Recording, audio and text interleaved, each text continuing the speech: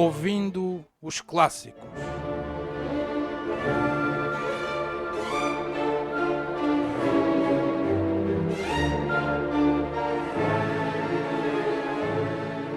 Um programa de Cid Geraldo.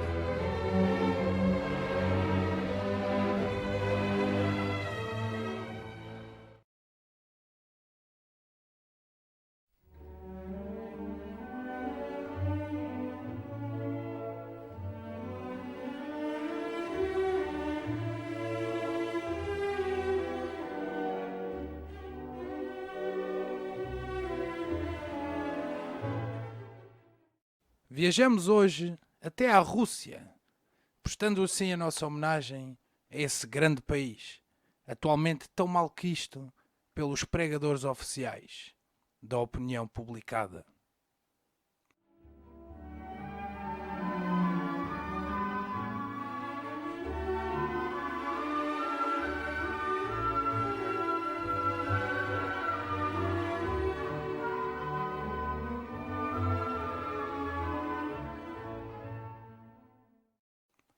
Ao longo dos séculos, os artistas, pensadores e criadores russos contribuíram decisivamente, através da sua originalidade, audácia imaginativa e poder cognitivo, para o enriquecimento da cultura e da civilização universais.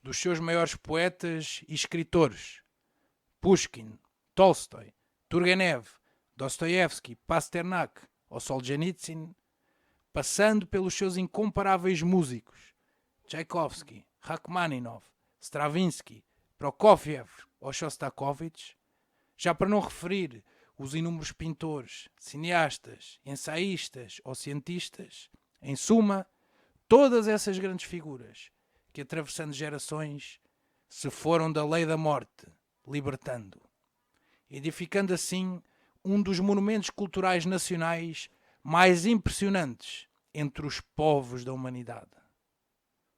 Como reza um provérbio russo, quanto mais se anda pela floresta, mais lenha se encontra.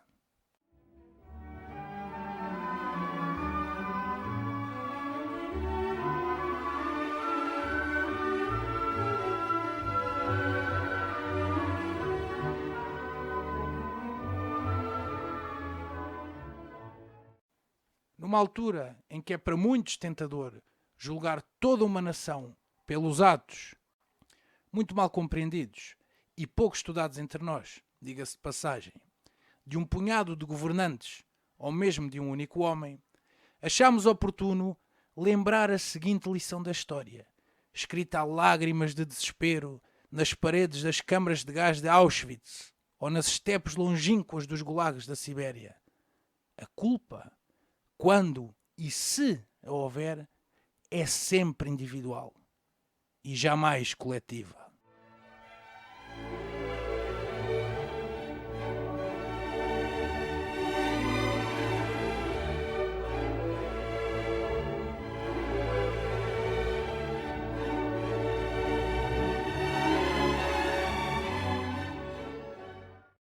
Tal como os filhos não são responsáveis pelos pecados dos pais, à maneira da tragédia clássica, das máfias sicilianas ou das práticas retrógradas e arraigadas de certos grupos, também se não pode apagar o lastro cultural de tão ilustre povo, por reação emocional, pouco informada, repita-se, a ações recentes de uma parte da sua população, suscitando indignação ignara das turbas.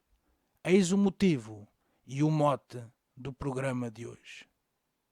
Mas passemos à música.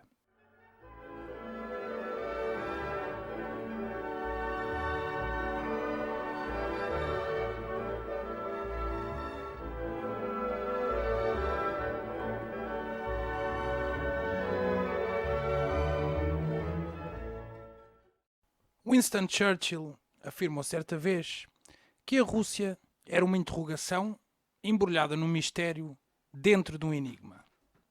Como em tantas outras observações tributadas ao seu país de origem, também esta se aplica perfeitamente a Piotr Ilyich Tchaikovsky, cujo segundo andamento da sua magnífica Sexta Sinfonia, patética, temos usado neste programa como separador, que é, a nosso ver, o maior compositor russo de todos os tempos e um dos maiores músicos que jamais viveu.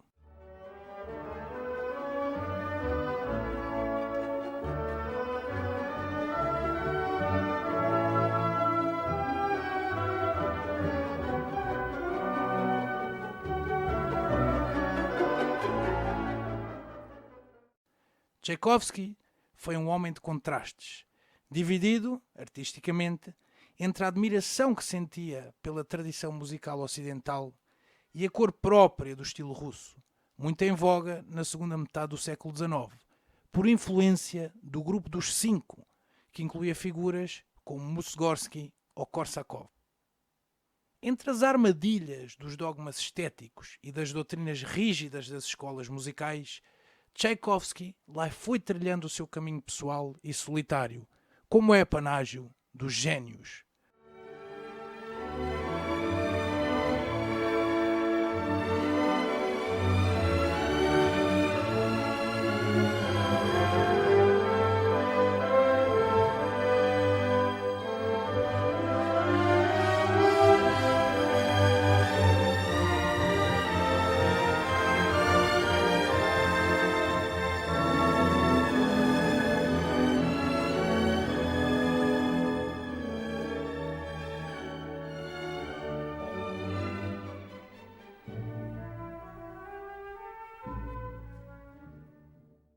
Sucumbiu, no entanto, em 1876, à sua pulsão eslavófila, a pretexto da guerra servo-otomana desse mesmo ano.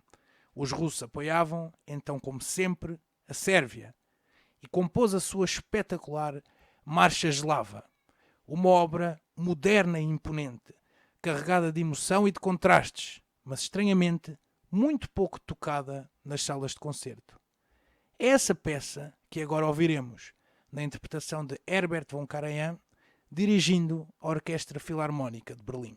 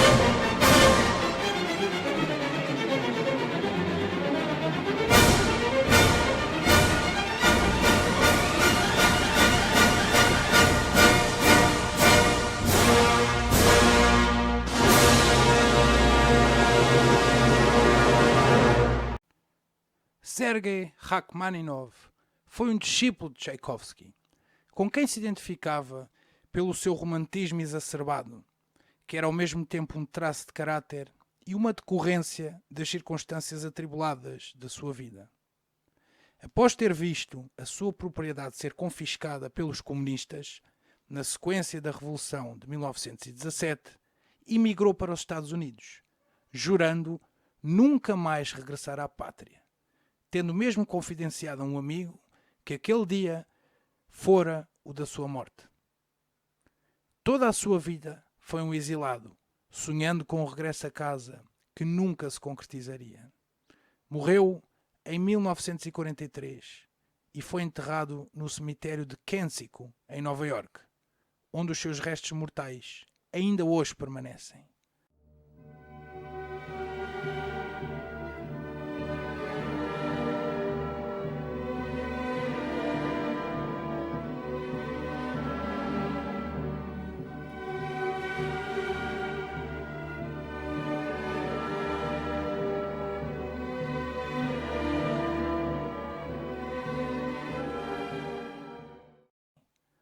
Ouçamos o seu trio elegíaco número 1, uma peça de juventude, curiosamente também, raramente ou mesmo nunca tocada em público, escrita ainda em Moscovo, na qual o jovem de 18 anos parecia pressentir, como um agouro, toda a melancolia e desgosto da sua solidão futura.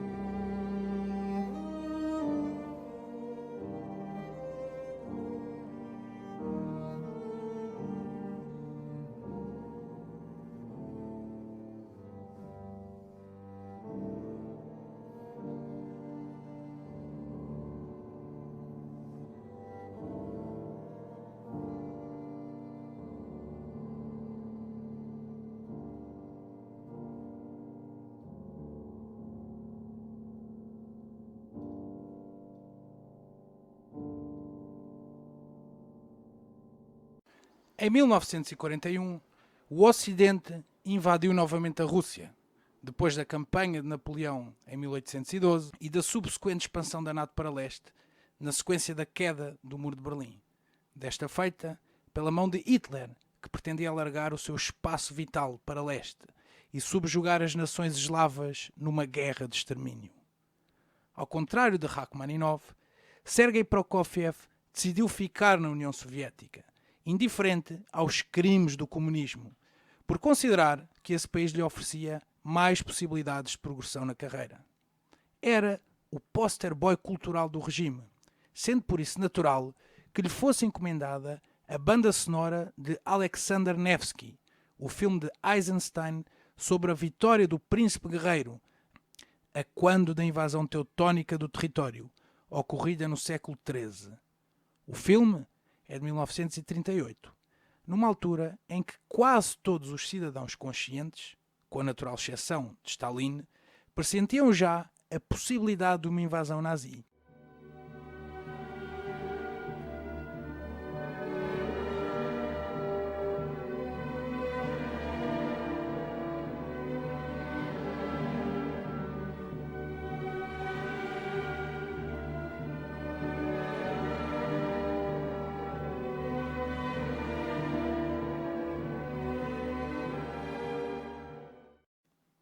Apesar de todas as suas fraquezas morais, Prokofiev era um músico de extrema originalidade e audácia, tendo produzido para a ocasião uma das passagens mais arrepiantes e poderosas de toda a história da música para cinema, na cena da Batalha do Gelo, na qual é possível ouvir, ou pelo menos imaginar, o som metálico das espadas trespassando os corpos dos inocentes e o terror das populações e até dos próprios soldados, encurralados no ardor de uma batalha mortal.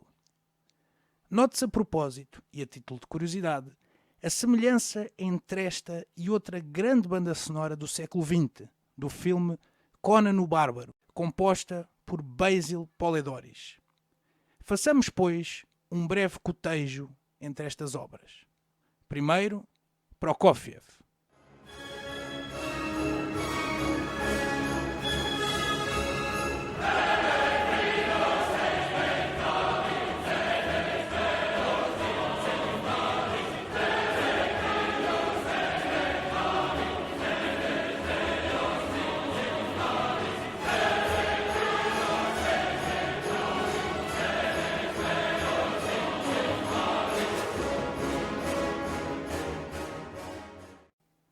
Agora, Poledouris.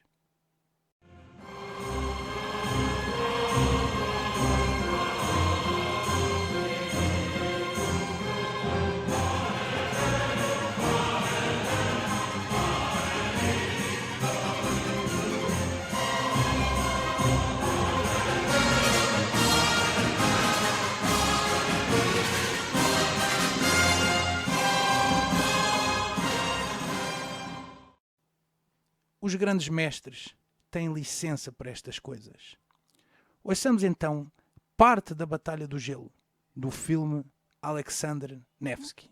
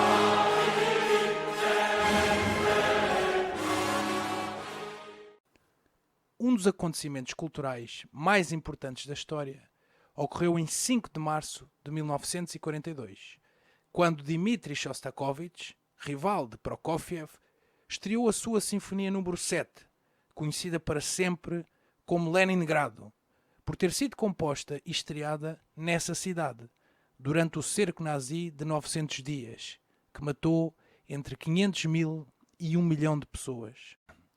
As circunstâncias trágicas e heroicas desse evento são demasiado extensas para aqui as referir com detalhe. Limitemos a destacar o essencial, o espírito sobre-humano de resistência perante a adversidade, que a composição e a interpretação da obra representaram na ocasião e continuarão a representar enquanto o tempo for tempo. Numa cidade moribunda, marcada por episódios cotidianos de indescritível sofrimento, os músicos sobreviventes da orquestra do teatro de Bolshoi, os restantes haviam morrido de fome, conduzidos pelo maestro Samuil Samossud, reuniram-se para tocar a exigente partitura, que foi transmitida para toda a cidade e para o exército sitiante alemão através de altifalantes. A tenacidade do engenho humano iluminou assim as trevas da cidade moribunda, alentando os desconsolados e enviando um arrepio de terror pela espinha dos soldados alemães. Com efeito, vários sobreviventes da Wehrmacht relataram nas suas memórias que foi naquele momento que perceberam que a guerra estava perdida. Um povo capaz de produzir semelhante obra naquelas circunstâncias jamais seria derrotado. Ouçamos a secção inicial do primeiro andamento. Alegre e confiante. Quem sabe se a expressão otimista de um povo é tão enérgico e esperançoso quanto ao seu futuro, ignorando ainda fatidicamente a catástrofe que se aproximava.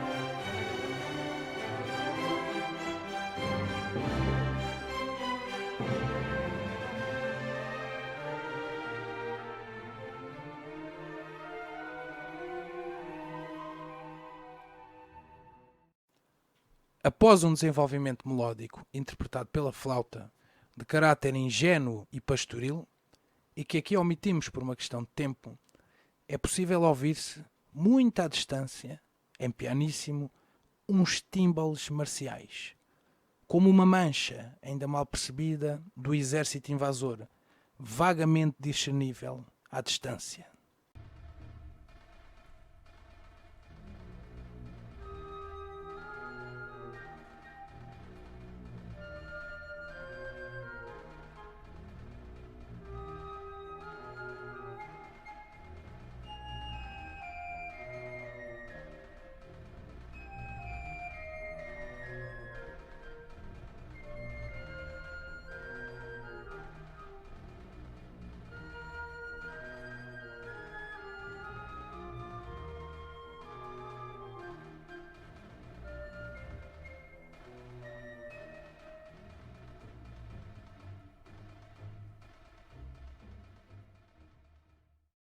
O desenvolvimento da peça assemelha-se, a partir daqui, grandemente ao bolero de Ravel, pela repetição obsessiva, em ostinato, da figuração melódica, à qual vão sendo acrescentados progressivamente mais instrumentos, crescendo também em altura e intensidade, sempre secundada pela percussão, também ela cada vez mais audível e ameaçadora. O exército alemão em marcha, para devastar a terra, num combate até à morte. Sem Alexander Nevsky, Prokofiev teve a arte de sugerir musicalmente o frio cortante do aço na batalha. Não será exagero perceber, perto do clímax desta terrível passagem, o som das bombas e dos canhões da aviação moderna. O apocalipse devastador do demónio exterminador da guerra mecânica. Sugiro ao ouvinte que aumente o volume durante os minutos iniciais desta passagem, mas não muito, caso contrário, sentir-se-á tentado a correr para um bunker.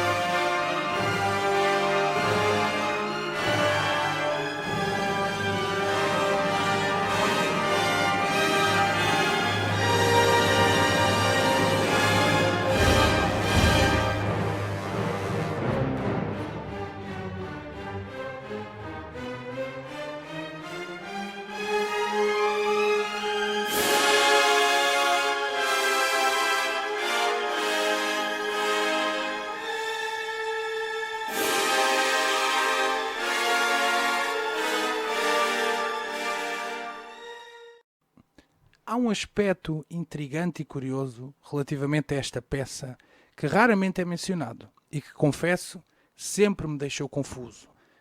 O facto de a melodia que acabamos de escutar ser inicialmente tão branda ou mesmo simpática e amigável.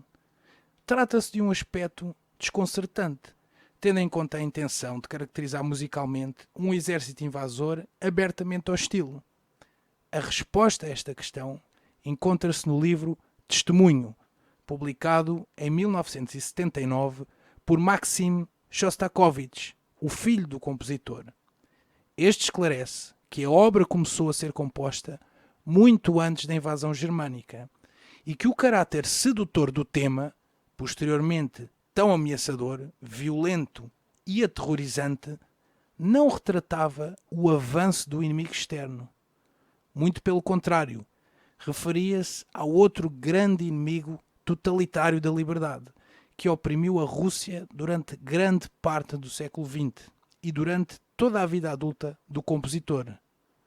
O inimigo interno do comunismo, com as suas promessas de igualdade, liberdade e fraternidade, mas que inevitavelmente e sempre que foi implementado redundou na tirania, na opressão e no morticínio em larga escala. Um subtexto que engrandece ainda mais esta obra, a própria voz da história, gritando-nos em desespero que não ignoremos o terror das vítimas desses males irmanados na infâmia e equiparados na vileza. O comunismo e o nazismo. Foi o Ouvindo os Clássicos de hoje. Até para a semana.